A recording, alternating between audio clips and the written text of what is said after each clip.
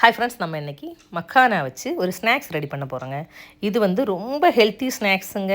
ஆனால் நிறைய பேருக்கு இதை பற்றி தெரியாது. டேஸ்ட்டாக இருக்கும் அப்படிலாம் சொல்ல முடியாதுங்க. ஆனால் என்ன, உடம்புக்கு நல்ல ப்ரோட்டீன், ஃபைபர், கால்சியம் எல்லா சத்தையும் கொடுக்குங்க.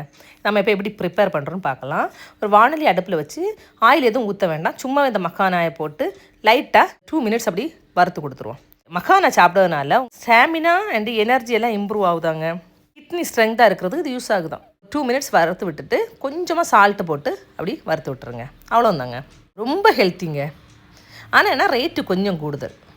அப்புறமா அந்த வறுத்ததை ஒரு பிளேட்டில் மாற்றிட்டு அந்த வானொலி அடுப்பில் வச்சு கொஞ்சமாக நெய் ஊற்றி கொஞ்சமாக வத்தல் பொடியும் போட்டு அடுப்பு ஆஃப் பண்ணிடுங்க. ஆஃப் பண்ணிவிட்டு இந்த மக்கானாவை போட்டு ஒரு கிளறே எடுத்துருங்க.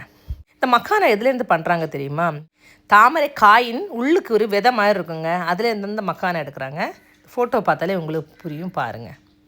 சரியா? நீங்களும் ஒரு மாதத்துக்கு ஒரு தடவையாவது உங்கள் பிள்ளைங்களுக்கு வாங்கி கொடுங்க. ரொம்ப ஹெல்த்தியான ஒரு விஷயம். Healthy snacks.